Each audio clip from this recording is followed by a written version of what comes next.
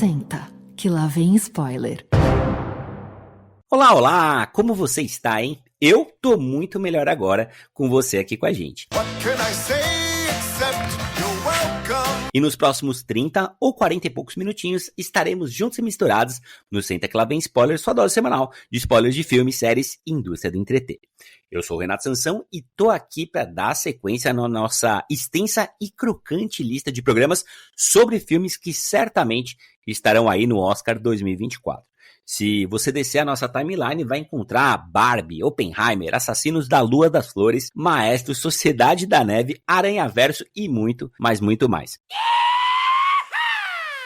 Ô, dona Lari, cola aqui na roda e conta pros nossos ouvintes. Hoje você tá de Larilévola ou a galera pode esperar a Lariposa do Amor por aqui, hein? Oi, pessoal! Hoje eu já chego com a Lariposa do Amor, porque eu tô muito feliz em falar sobre o filme chamado Os Rejeitados, ou The Holdovers, no original. Muito bom, hoje aqui também ele que nunca foi rejeitado, porque não tem como não se apaixonar pelo meu, pelo seu, pelo nosso Marcudo. Fala, Marcudo. Fala, Sansa, Lari, JP. Quem que nunca foi rejeitado na nossa vida? Se nem aqueles moleques ricaços se livram, imagina eu. Quem rejeita Marcudo, bom sujeito não é, hein?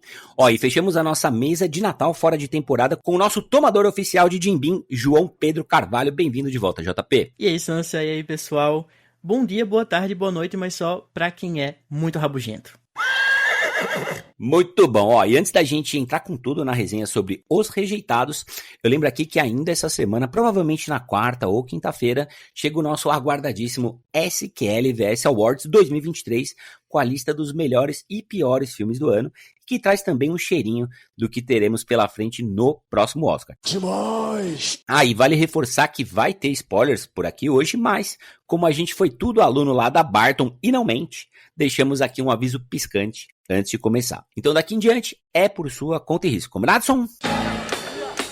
Every year at Barton Academy, students, faculty and staff depart the campus for a 2-week winter break. But there are always an unfortunate few who have nowhere to go for the holidays. They're known as the Holdovers. Mr. Hunnam. Hello, Mary. I heard you got stuck with babysitting duty this year. How'd you manage that? You know, he used to be a student, right? Yeah, that's why he knows how to inflict maximum pain on us. I thought all the Nazis were hiding in Argentina. Stifle it, Tully. You just earned yourself a detention, sir. Being here with you is already one big detention. Son of a bitch, that's another detention!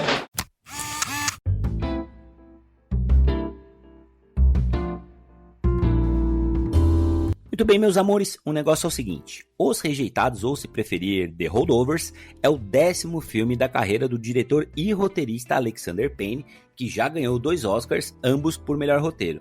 Lá em 2012 por Os Descendentes e em 2004 por Sideways, justamente a sua primeira parceria com o grande ator Paul Giamatti.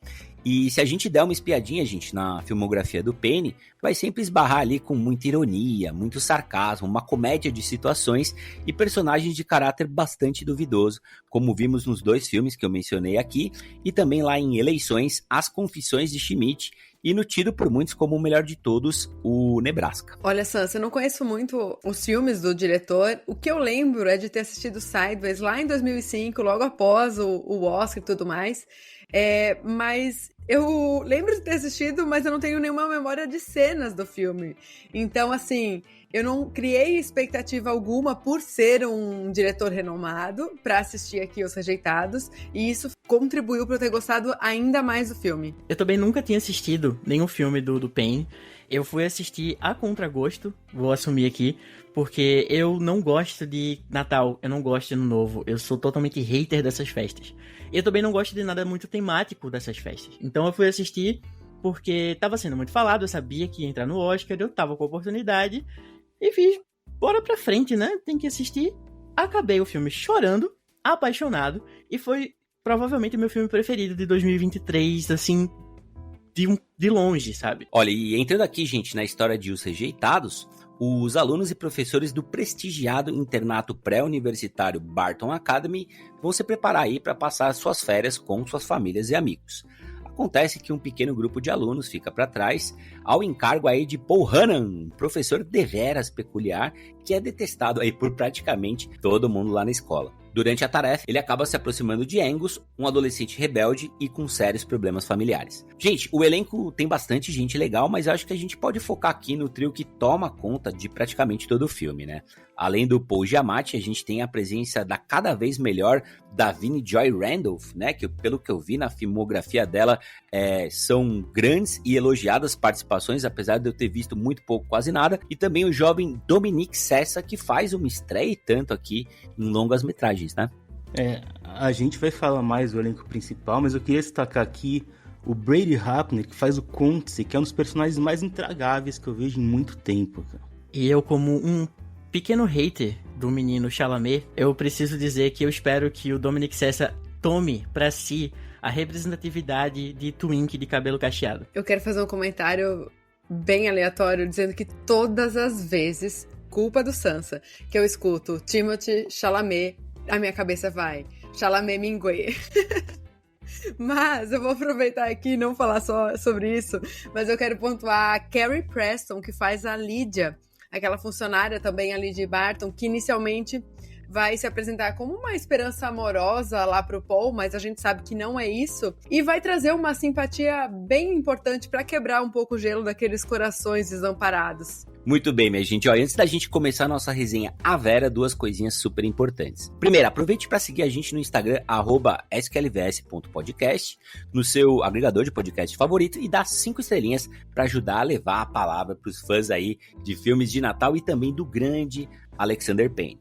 E segunda, o Marcudo, ativa pra gente a sabedoria das multidões, faz favor, que eu tô super curioso para saber o que público e crítica tem achado aí de Holdovers. Olha, Sansa, apesar do filme ser bem gelado, a recepção do público e da crítica tá mais para aquelas cerejas flambadas no Jim Beam.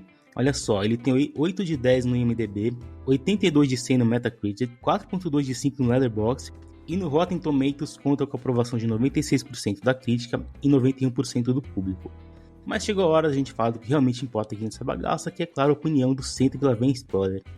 Então, Dona Lari, ainda sem spoilers, joga na roda suas primeiras impressões sobre os rejeitados, que a gente tá bem curioso aqui. Eu vou começar dizendo que quando eu dei o play no filme, eu era apenas uma espectadora com um sonho. Ver um filme bom. Porque eu passei por uma leva de tanto filme ruim no final do ano passado que eu tava esperançosa. E eu amei o filme. Amei muito, assim. É um filme que dá um quentinho no coração, mas ele não é só isso. Ele tem um cuidado tremendo com o desenvolvimento da história, com o desenrolar desses personagens. E o que parece inicialmente distante e frio, também colocado naquele cenário de neve ali, daquela cidade que eu não sei qual que é, mas enfim, onde fica a escola Barton, vai dando espaço para personagens em busca de um suspiro, de reciprocidade, de empatia. Ali a gente vê o Paul, a Mary e o Angus especificamente, né, que o filme vai focar nesses 3 personagens, construindo um laço de amizade e aprendizados mútuos que são muito singelos, são verdadeiros, a gente vai se envolvendo com eles e é difícil de encontrar nos filmes por aí. Normalmente acaba sendo muito banal as construções desse estilo de narrativa que a gente vê, sei lá, em comédias românticas ou, enfim, aquele drama mais simples, não tão complexo que tenta trazer risada, acaba sendo mais superficial. E esse filme não, ele realmente vai destrinchar ali esses personagens. Então, ele nos traz bons momentos de reflexão sobre a vida, aquela coisa assim, é um filme sobre a vida, ele não tem grandes propósitos. O que a gente vai descobrir acerca deles? No início é até meio desesperançoso nesse sentido, mas a gente vai dar boas risadas também, porque ele é muito irônico, ele é sarcástico e é divertido. Então a gente se emociona com o filme, tanto pro riso quanto pro choro. Eu sei que a parte do choro pode ser um pouquinho exagerada, mas eu me vi num momento ali, ó, enxugando lagriminhas. O Lari, em off, o Marcudo falou aqui pra gente que os Rejeitados, ele é o Green Book, né? É o Coda dessa temporada. Você concorda com ele? Não concordo de jeito nenhum, assim. Eu acho que são propostas completamente diferentes. E Os Rejeitados é aquele tipo de filme que engana, que parece simples e não é. Ele tem muitas camadas. Mas vou fazer a defesa do Marcudo antes dele se manifestar, que o Marcudo não falou isso não. Ele tá se contorcendo aqui na minha frente e é só o Sansa apuzinhando a vida dele, viu, pessoal? Só 2 observações. A primeira é que... Vamos fingir que Green Book não existiu, por favor. E a segunda é que eu estou nas trincheiras por Coda. Não era o melhor filme da premiação, mas foi o meu preferido e eu fiquei muito feliz de ter ganhado sim. Enfim, eu tô com a Lari, eu chorei pra caramba, cara, com esse filme. Como eu disse, eu fui assistir a contragosto e ele me tomou muito, muito assim. E eu acho que muito, como eu falei na minha introdução aqui, é por serem personagens rabugentos, sabe? Não é um filme de Natal normal, com pessoas felizes e aproveitando a estação. Não, é um filme de gente sofrendo. É um filme de gente sofrendo o tempo inteiro. E se descobrindo nesse sofrimento e crescendo com esse sofrimento e buscando apoio e buscando um abraço de pessoas que eles jamais acreditaram que podiam ser abraçadas. Eu creio que esse filme ele já nasceu clássico e não somente por conta da fotografia, não somente por conta dos granulados que emula aquele sentimento de você ter pego um VHS e botado ali pra assistir. Ele tem um clima daqueles filmes que você senta e vai assistir porque você quer, e não porque você tá forçado por pressões externas e porque se você não assistir, as redes sociais vão te cobrar e porque, enfim, não por nada disso. Ele é um filme coração, ele é um filme que ele brinca na dramaticidade, ele faz você rir, ele faz você chorar, ele leva os personagens do ponto A ao ponto B de uma maneira tão respeitosa com eles e com a gente, sabe? Ele não tenta a nenhum momento ser mais melodramático do que ele é. Ele só bota as cartas na mesa e botam aqueles personagens ali nus pra gente assistir. O JP, pegando o fio aqui, cara, eu lembro que a gente tá chegando perto, né, das grandes premiações do cinema e tal. E eu lembro que quando eu comecei a ver o Oscar, assim, com mais atenção e acompanhar e tudo mais, tinha a Pequena Miss Sunshine. E aí eu comecei a torcer pelo azarão, que era a Pequena Miss Sunshine, e reparar que o Oscar sempre escolhia de 1 a 2 filmes feel good movies, né? Aquele filminho com cara de independente, né? Que vai um pouco nesse caminho aí da dramédia, mas que você termina com um quentinho no coração, né, como a Lari trouxe, e até emocionado em vários momentos, com atuações muito marcantes. Aconteceu em Pequena Miss Sunshine, acho que aconteceu também em Coda, onde a gente viu o Oscar de melhor ator coadjuvante, indo com todo o mérito possível para aquele ator fantástico. Aliás, o discurso dele, né, toda a caminhada de Coda foi muito legal. Merecia melhor filme, acho que isso já é um outro debate, né, não é uma coisa para esse programa aqui, mas eu vejo os rejeitados nessa posição. E eu acho legal a gente trazer aqui, né, gente, que essa coisa de rejeitado, né, de exclusão, ela pode ser por conta de cor, de classe social, de orientação sexual, do lugar de onde você vem, né? Esses são os mais evidentes. Mas dentro desse lance que a gente tá falando de ficar de fora ou de ser rejeitado, a gente consegue abarcar, né, Lari, JP e Marcudo, diversas outras situações. Você pode ser aí novo demais, velho demais, magro demais, gordo demais, suado demais, como é o caso do professor, afeminado, né, demais, açucarado demais, tímido demais, ansioso ou depressivo, demais, órfão, né? Você pode ter os pais separados, ausentes, violentos, doentes e por aí vai. Ou seja, gente, qualquer um pode, né, abraçar aí sua própria rejeição e se identificar muito facilmente com esse filme. Esse filme é pra todo mundo, né? Então eu acho que por ele ser pra todo mundo, apesar de ser um filme de Natal, né, tem gente que coloca nessa subcategoria Natal, o Natal é apenas um momento e a deixa e até um gatilho. Eu acho legal, JP, você ter trazido que você detesta essa época, Natal e Ano Novo, e eu tô junto contigo. É uma época que eu fico meio azedo, assim como você. E o filme, ele consegue, né, ressignificar uma série de coisas, e mais à frente a gente abre para spoilers. Mas eu queria dizer desde já que o Alexander Payne é um dos meus cineastas, né, realizadores favoritos, e para quem não conhece ou passou a conhecer agora, vale a pena buscar aí nos streamings da vida tudo que o cara já fez. Eu tô meio com vocês, eu gostei mais do que eu esperava. Eu lembro que eu vi o trailer, eu pensei que tinha cara de ser chatinho, mas bom é que o trailer engana de forma negativa também, porque o filme, apesar de ser muito longo, sim, é cativante, é divertido, é bonito, é bem feito, então é difícil de não gostar, né? São poucos personagens, mas são muito interessantes, é legal que eles começam com uma aura, uma ideia fixa, que todo mundo tem ao redor deles, e vão desconstruindo isso camada por camada durante a jornada, né? Cada hora a gente vai descobrindo um fato de por que eles agem daquele jeito, e isso reforça a forma como eles acabam no final, e muito disso funciona pelos ótimos trabalhos do Paul Giamatti, da Vinnie Joy Randolph e do Dominic Sessa, e também do elenco de apoio. O filme também propõe várias discussões sobre embate geracional, autolimitação, luto, rejeição, claro, tem vários temas atuais, mesmo filmes passando na década de 70. A direção do Alexander Payne é interessante, ela se apoia bastante no trabalho de fotografia do Adil Brody, acho que é assim que fala, que traz uma mescla legal da escola e das paisagens de inverno. Mas é isso, né? É um filme simples por fora, cheio de coisa por dentro, é fácil de assistir. Eu dei algumas risadas, não chorei, acho que não foi pra tanto também, mas terminei com a sensação de que valeu a pena, e o mais importante de tudo é que já entrou na lista de filmes de Natal da Lari, que é super restrita. E atenção, pessoal, a partir daqui a gente vai falar sobre spoilers do filme, então, se você ainda não assistiu, tá dado o recado. O Marcudo deu uma deixa boa aqui, né? E eu vou perguntar pra vocês se esse é um filme de Natal ou é um filme que tem Natal. Mas antes, eu acho legal a gente trazer aqui, né, gente, que os rejeitados do título do filme não são tanto assim os alunos, né, que não vão passar o Natal com as suas famílias, e mais o trio composto pelo professor Paul Hannan, a cozinheira Mary Lamb e o aluno Angus Tully, né? Cada um deles, né, gente, com seus traumas e tretas, acabam de certa forma formando uma família que faz as refeições juntas, né, assiste TV e discute questões bastante profundas.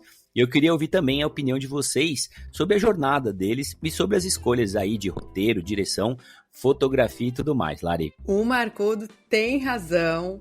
Esse filme já entrou na minha listinha de filmes favoritos de Natal. E eu quero dizer também que não é só isso. Parece ser muito simplista, né? Dizer, mais um filme de Natal. Ele é muito mais do que isso. Tem muitas nuances nesse filme que cada vez que eu me paro refletindo sobre ele, mais coisas entram nos meus tópicos de debate. E para enaltecer, não tem como eu falar de outra coisa a não ser as atuações. E eu começo falando do Paul Giamatti. O que foi ele fazendo esse personagem estrábico, gente? Eu até fui atrás, aquela pergunta básica do Google, né? Como que ele conseguiu fazer isso? E eu descobri que é uma pergunta misteriosa mesmo. Que ele tá comprometido em não revelar, ele não tem a permissão para contar sobre isso. E eu fiquei o tempo todo pensando assim, caraca, que foda é isso aí. Mas para além dessa situação dos olhos, né, que a cada momento estão olhando para uma direção diferente, ele começa o filme se apresentando como um professor super autoritário, ele é mal-humorado, ele é de fato desgostoso com a vida, né? E aos poucos a gente vai descobrindo outras facetas, outras motivações pelo qual ele é assim. E a principal dela, já dando um baita de um spoiler aqui, é sabendo do histórico dele como professor, como aluno em Harvard. E que ele foi prejudicado por um filhinho de papai lá, acusado de plágio, né? Que a gente sabe que não é isso que aconteceu, mas vai acabar repercutindo no perfil que ele tem como professor depois. Algumas situações que eu destaco aqui são especialmente de conversas que ele tem com o Angus. Aquele momento que o aluno fala assim, os demais alunos e também professores não gostam de você.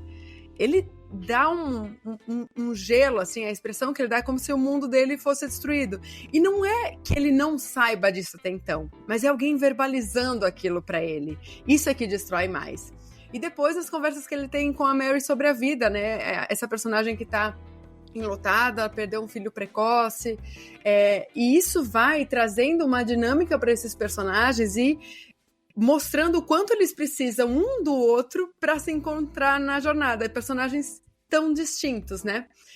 Outro momento que eu quero pontuar aqui, que é muito bonito, quando eles montam a sobremesa que a garçonete se recusa a dar, porque tem uma pitada de álcool ali pro Angus, e eles colocam, né, o sorvete, a cereja, o álcool, e colocam fogo para dar aquela tradicional flambada na sobremesa, e aquilo pega fogo, aquilo desperta um sorriso daqueles gostosos, assim, de ver uma cena cotidiana que poderia estar acontecendo comigo, porque eu sou a típica pessoa que tacaria fogo sem saber das consequências, porque ele estava numa embalagem de papel aquilo lá, mas que traz essa proximidade nas coisas do dia a dia, assim. Eu acho muito interessante como a premissa da própria escola ali, né, de que um homem de Barton não mente é o que vai dar o tom pro filme. Porque é justamente com essas mentiras, pequenas mentiras contadas no desenrolar da história, é que dá o tchan do filme, é o que vai levar ele adiante. E é interessante essa premissa de Homens de Barton Homens de Barton Não Mentem, quando o próprio Paul, ele não é formado em Harvard. Ele é um professor que não é formado.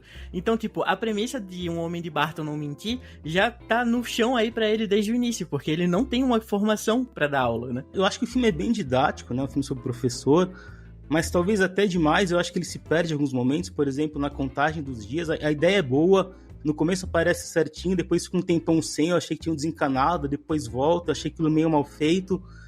Mas eu acho que funciona quando ele é didático para lidar com os personagens, né? Por exemplo, na forma de apresentar o professor Hunan, do Paul Giamatti, aparece na casa dele, então a gente vê uma lupa, um cachimbo, um creme para hemorroida, aí ele aparece na mesa com aquela cara ranzinza, já com um sorriso sarcástico por baixo, já vendo outras coisas, que nem a reação dele quando ele recebe os biscoitos de Natal, todo mundo fala mal nele, o diretor pede para ele ser humano ao lidar com os alunos que não vão viajar, né? A história do ricaço que ele reprovou, mostra como ele valoriza a educação, o sarcasmo na sala de aula, a forma como ele bebe pra caramba, né? O cheiro de peixe à noite, tudo isso cria uma hora que o roteiro do David Hemmingson vai desconstruindo muito bem, e é por isso que um gesto tão simples, que nem ele cuspindo um gole de uísque pra fora do carro antes de cair no mundo no final, fica tão significativo.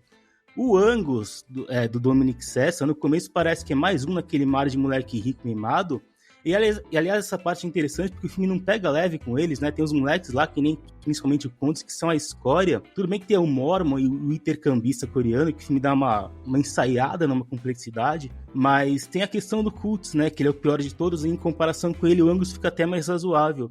E tem todo o arco com o pai dele, que é bem real, é normal um filho naquelas condições temer ficar igual ao pai. Né? E tem uma hora na mesa de jantar que o Conte se distrata a Mary, a personagem da Vinnie J. Randolph, e o professor dá um esporro nele, e depois ele fala pra ela que eles sempre tiveram uma vida fácil, e ela questiona, né, mas será mesmo? Porque vida fácil que o dinheiro traz pode vir acompanhada de dificuldades também, e a Mary é essa personagem que tá no filme para fazer questionamentos e ações que jogam os outros pra frente, e é uma personagem muito interessante, porque ela é uma mulher negra vivendo num ambiente de brancos ricos, ela trabalha na cozinha, que é um lugar que ninguém vai, então ninguém ouve ela, mas ela de lá escuta tudo que nem ela diz em certo momento do filme. Então ela sabe muito bem com quem que ela tá lidando, e no meio disso tem o luto de ter perdido o filho, que ela tinha dedicado a vida inteira. Então é uma mulher simples, tem uma vida simples, mas que a Davine J. Randolph consegue deixar bem grande na trama. O filme se passa na virada de 70 para 71, então a caracterização acho que é muito boa, tanto no design de produção, e não é fácil, porque tem cenas abertas em Boston até, a trilha com as músicas dos anos 70, no figurino. Mas eu acho que o diretor não cai naquela coisa de sempre querer emular totalmente os filmes, então a razão de aspecto não é 4:3, a gente não tem aquela tela quadrada, o filtro pode até lembrar, mas nem tanto, isso é bom, porque sem essas figuras a gente presta mais atenção nos personagens, e nesse sentido a fotografia é interessante, porque aproveita bem os ângulos abertos da escola, por exemplo, que deixa os personagens menores e mais isolados naquele ambiente, que é a situação que eles estão passando lá, eles são pessoas rejeitadas, né? E lá fora tem neve pra caramba, e a neve é bem hostil, que nem a gente viu em A Sociedade na Neve, recentemente. Por outro lado é branco, e tem um momento depois que os outros alunos vão embora, que o professor vai lá fora e tem tanta neve que tá tudo branco, e isso faz uma rima com o livro em branco que ele ganha de presente no final da Mary, porque no fim os resultados é isso, é um filme sobre recomeços, né? Ah, que se tirar o chapéu, mas que profissional, mas que competência, mas que cuidado, mas que critério. Eu quero aproveitar a tua pergunta para o Marcudo antes, mencionando sobre as reações serem muito 2020 para uma história anos 70, e quero responder de uma forma que o próprio filme expõe isso, né? Porque quando o Paul e o Angus, eles vão no museu, e o Paul, que é professor de história antiga, diz que tudo se repete, a gente entende o presente olhando para o passado, né? Então, se é uma reação muito 2020, o próprio filme entrega que a gente está repetindo reações de tudo que já aconteceu na história. Ô Lari, muito bem colocado, e passando a bola aqui pro JP, viu, JP? Eu queria saber, nesse ambiente, né, escolar, qual universidade ou escola ou instituição ficou mais crível para você, né? A Oxford lá de Southburn ou a Barton aqui dos Rejeitados? Eu acho que elas são muito fidedignas dentro de cada uma das propostas, né? A Oxford ali é um antro de luxúria e de soberba, e tudo bem, né, para aquele ambiente. Aqui é tudo isso, mas ainda tem um ar de ressentimento e de rancor muito forte, né? Em defesa dos privilegiados, quando tu falou no começo, falando sobre como os alunos em si não são os rejeitados. E como o Marcudo falou, a Mary fala, tipo, a gente não sabe o que eles sofrem, sabe? Eu acho que esse, entre aspas, prelúdio do filme ali com o Clube dos Cinco serve muito pra gente perceber que existem personalidades diferentes e que o Paul, ele julga todos eles dentro de um mesmo saco, por conta de um preconceito existente ali da vida dele, das coisas que ele já passou, das rejeições que ele já passou. Então ele veste essa armadura de ser uma pessoa intolerante, de ser uma pessoa irônica demais, e ele é muito irônico com quase todo mundo, com as pessoas da classe trabalhadora, com algumas outras pessoas assim, selecionadas. Ele é uma pessoa que parece uma pessoa normal, sabe? Ele trata de uma forma delicada, mas quando ele se vê na frente daqueles alunos privilegiados que ele julga já serem as piores pessoas da face da Terra, quando ele se vê com um diretor que foi um aluno dele e ele se vê empacado na mesma profissão, que o aluno dele agora é um superior dele no colégio, então ele veste uma armadura para se proteger de todas as coisas que ele sabe que pode sofrer por conta de ser quem ele é, por conta do cheiro, por conta do suor, porque ele de fato é mais inteligente em várias das salas que ele tá, mas ele tem uma inteligência literária muito boa, mas ele não tem uma inteligência emocional nem um pouco próximo do ideal, sabe? E é isso que a exposição dele ao Engels e a Mary vai desabrochar o personagem, sabe? Porque ele se vê numa situação em que ele tá insatisfeito com tudo e com todos, mas ele não se expõe o suficiente pra vida pra tentar mudar essa situação. Ele não se sente confortável onde ele tá, mas ele também não se sente confortável tentando mudar. Ele precisou ser confinado numa escola com duas pessoas totalmente opostas a ele pra poder sair disso, né? E aí entra um tema que o Marcudo citou alguns, e eu acho que um que é muito latente também é esse embate de classe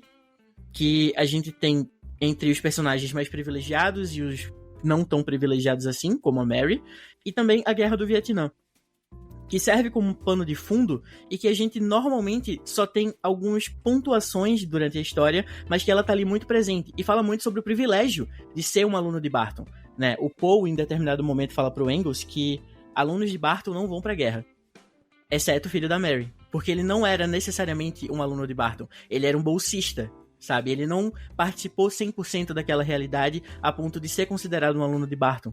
Então, a gente tem essas pontuações de que quando a gente sai da escola, a gente vê um cara que perdeu o braço na guerra, a gente vê propagandas de guerra, a gente vê o impacto da sociedade, que a sociedade está sofrendo por conta disso. Mas dentro da escola é um ambiente que eles estão ali presos dentro das próprias concepções, dentro dos próprios sofrimentos. E como eu estava falando dos alunos rejeitados, tirando o James, que é o aluno cabeludo, que o pai dele vai buscar todo mundo e leva para esquiar, a gente tem um aluno de intercâmbio que está totalmente fora do seu país, longe da família, longe de todo mundo. É em busca de uma educação, mas ainda assim é um tipo de rejeição. Ele não entende justamente o que está acontecendo ali. A gente tem o aluno Mormon, que os pais dele também estão numa missão muito longe e não levaram ele, sabe? A gente tem o Kuntz, que é um personagem odiável, e a gente não tem a chance de uma redenção pra ele, porque ele sai de cena e volta no final, ainda tão odiável quanto no começo, sabe? Eu acho que ele tem uma capacidade de criar personagens secundários tão ricos, que mesmo esses personagens aparecendo tão pouco, eu ainda acho eles muito necessários pra história, porque ajudam a ilustrar aquele mundo, ajudam a ilustrar o ranço do Paul por aqueles alunos, ajuda a ilustrar como o Engels é meio diferente deles ali, porque ele tem um passado trágico, ele é depressivo, ele toma remédio pra depressão. Eu já assisti esse filme 2 vezes, eu consegui assistir no cinema recentemente, e toda vez que eu penso nesse filme, eu redescubro uma camada diferente. Então, briga de classe, o impacto da guerra, como às vezes a gente precisa se blindar pra poder sobreviver, quando às vezes a gente precisa, na verdade, de uma terapia de exposição pra poder descobrir que a gente não tá fechado num casulo. Mas a outra coisa também é que, até certo ponto, ele se sente invisível ali. Ele faz o dele, ele busca fazer o dele, ele sabe que é melhor do que todo mundo na concepção dele, mas ele não se sente parte da comunidade, ele não se sente parte daqueles alunos, ele não sente parte do corpo docente daquela escola. E quando ele percebe que as pessoas de fato odeiam ele e tem a coragem de falar isso na cara dele, ele percebe que ele não é invisível e que ele precisa mudar se ele quiser sair desse estigma, desse lugar. Eu tava conversando com o Marco dessa semana sobre Missão Impossível, Acerto de Contas, parte 1, esqueci o título, enfim. O último Missão Impossível do Tom Cruise, né, do ano passado. E o Marcudo estava mencionando que ele não viu muitos momentos marcantes para uma franquia de momentos marcantes como Missão Impossível, né? No que eu acho que eu concordo parcialmente. E aqui ao contrário, né, JP? Se a gente olhar os Rejeitados, a quantidade de momentos marcantes, né? A Lari trouxe uns 3, você trouxe mais 3, e eu vou contribuir com mais um, que é o momento, né, justamente que eles estão ali na pista de esqui em Boston e tal, e o professor se depara com um colega de Harvard, né? Claramente bem sucedido, bem casado, né, constituindo família, rico, com grandes cargos e tudo mais. Aí o amigo vai perguntar pra ele, né, e você? E é justamente o Angus, né, que toma a frente na resposta e leva a resposta por um caminho diferente, né, por um caminho bem sucedido, mentindo, né, indo contra o preceito lá de Barton, mas a favor do que o próprio professor já tinha feito recentemente na história, né? Então achei muito legal ele contar os feitos, contar que ele tá escrevendo um livro sobre o que, e aí vem a primeira coisa na cabeça, e eles acabam, de certa forma, convencendo, né, o casal de que ele tava fazendo coisas novas, mas ao mesmo tempo, a ideia de ser um cara bem-sucedido, um cara diferente, um cara que vai buscar o mundo, um cara que não fica fechado naquele quartinho, começa a alimentar nele, né? É uma ideia diferente, aí a gente vai pro arco final, já com ele tomando outro tipo de decisão e outras escolhas. E eu queria aproveitar para perguntar pra Lari, que assim como eu tenho um pezinho, né, Lari, na publicidade, se assistindo o filme você ficou com mais vontade de tomar um Jim Beam ou de tomar uma Miller, né? Afinal de contas é o champanhe das cervejas. Olha, eu iria nos dois. Junta tudo, já vem com ressaca no dia seguinte, porque jovem tem que encher a cara e curtir mesmo. E eu sou jovem, né? Bom, minha gente, a grande maioria das categorias do Oscar 2024 devem ficar ali entre Oppenheimer e Assassino da Lua das Flores, talvez Barbie, né? Mas eu diria que tem 3 que os Rejeitados devem ter chances até consideráveis. Roteiro original, ator aí pro Paul Giamatti e principalmente atriz coadjuvante para Davine Joy Randolph. Lembrando, né, gente, que os dois venceram o último Globo de Ouro. E eu quero saber, gente, de vocês quantas indicações no bolão aqui do SQLVS Holdovers vai ter no próximo Oscar. Lembrando, né, pra todo mundo, que todos os anos o Senta Que Lá Vem Spoiler faz uma cobertura de caramelo, ó, daqui do Oscar, com programas especiais dos indicados, listas de apostas, esnobados e, claro, o Day After de uma das noites mais divertidas da temporada de cinema. Vai você primeiro, JP. Olha, Sansa, na minha opinião, esse filme merecia pelo menos 6 indicações, mas sendo muito realista, eu acho que ele consegue 3. Com a vitória da Divine, provavelmente já meio que certa, ela tá fazendo uma campanha maravilhosa nas premiações, então eu acho que a indicação dela pra atriz coadjuvante e uma vitória é muito possível. O Paul Giamatti, pra ator, eu acho que ele tá num ano muito difícil, cara. Não porque a atuação dele não é boa o suficiente, mas porque tem outras pessoas mais cotadas, né? E além do roteiro que você falou, eu acho que ele tem muita chance de ser indicado pra melhor filme. Eu acho que ele tem uma chance muito grande de entrar ali na cota daqueles 10 filmes indicados.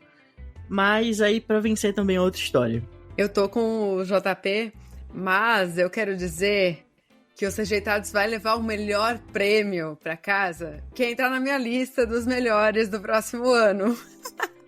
Porque eu gostei muito e com certeza vai estar lá no topo da lista. Eu visualizo, de fato, a indicação pro Paul Giamatti e para Davine Joy Randolph, eu acho que será merecidíssimo. Agora, levar a estatueta para casa é muito difícil, até mesmo porque é um filme que agrada os nossos corações, mas não é tipo o típico filme de Oscar, não é filme que vai ter um lobby forte, não vai ter uma puta divulgação. Embora já tenha passado da hora do Paul Giamatti levar um Oscar, né, gente? Porque esse cara é estupendo, mas sempre vem outros nomes que têm maior visibilidade, que estão em filmes maiores, né? E maiores no sentido de orçamento mesmo, de grandiosos, não de ser um grande filme enquanto filme excelente, mas aquilo que a academia gosta, que a gente sabe muito bem. Com relação ao roteiro original, eu acho que ele apresenta tantas camadas que seria muito legal ver ele levar a estatueta para casa, porém, os concorrentes vêm forte e também eu não assisti Vidas Passadas nem Anatomia de uma Queda, que dizem por aí que tem grandes chances. O Sansa mencionou o Globo de Ouro, que não é parâmetro, mas o Paul Giamatti e a Davine J. Randolph estão muito bem cotados mesmo, os dois aparecem na long list do BAFTA, por exemplo, que é uma premiação importante, tem muitos votantes do Oscar. Os dois estão na lista do SEG, que é importantíssimo pro Oscar. Então tem que ficar de olho nessas premiações. Mas pensando em palpite, o Paul Giamatti tem uma luta duríssima com o Cillian Murphy, deve perder. E a Davine Joy Randolph tem grandes chances, realmente, que nem disse o JP, de sair com a estatueta. Para roteiro, a disputa é muito acirrada, porque tem aí Segredos de um Escândalo, Vidas Passadas, pode entrar na Anatomia de uma Queda, que tá ganhando tração. Não é impossível, mas eu não tô apostando muito, e eu acho que Os Rejeitados vai estar na lista de melhor filme, mas só na lista, até porque tem filmes bem melhores lá. Gente, eu tô muito com vocês, vou dar um RT nos 3, mas eu queria falar só um pouquinho aqui mais da Davine Joy Randolph, que trabalhou demais na última temporada, né?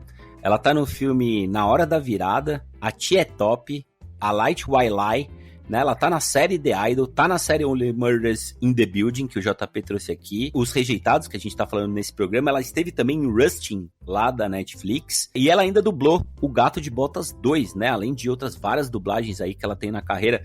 Eu não conhecia a atriz, gente, e eu fiquei muito tocado com a atuação dela, assim, não menos com o Paul Giamatti, viu, Lari? Eu sou super fã, eu acho que esse cara merece muito um Oscar, eu não enxergo outro ator atualmente fazendo o papel que ele entregou aqui, com a capacidade de entrega dele, né, trazendo a comédia e o drama na mesma medida, como ele é bom, mas a Davine, cara, ela me emocionou demais, porque você desembarcar no tom que ela desembarca desde a primeira cena, enlutada, né, triste por conta do filho, e ainda assim conseguindo trazer palavras de acolhimento a todo momento, né, todo momento do filme, por mais triste e para baixo que ela tivesse, ela conseguia consertar as coisas e fazer a coisa caminhar, né.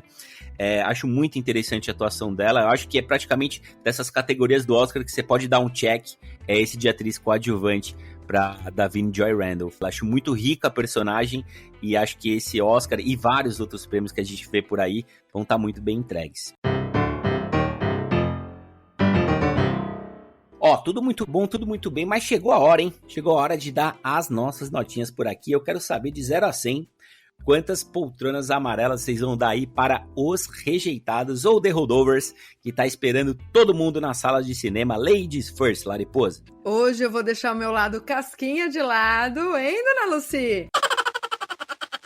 E vou dar 93 poltronas amarelas para Os Rejeitados. É um filme bem feito, bem atuado, que diverte, faz pensar. Eu vou dar aqui 82 poltronas amarelas. Depois daquele aperto de mão, no final, não tem como eu dar menos do que 97 poltronas amarelas. Você falou do aperto de mão, JP. Eu falo pra você isso aqui, ó. É esse olho aqui, tá? É pra esse aqui que você olha quando você quiser se comunicar comigo. E esse foi um dos vários momentos no filme que me pegou. Que feel good movie, com momentos dolorosos, super bem feitinho. Tem alguns problemas no caminho, eu concordo com o Marcudo, podia ter uns 20, 25 minutos a menos, mas é muito certeiro, um dos melhores da temporada. Deixar ele aqui com 89 poltronas amarelas. Muito bem, constando o ábaco aqui do Senta Que Lá Vem Spoiler, chegamos à fantástica média de 90 poltronas amarelas para Os Rejeitados.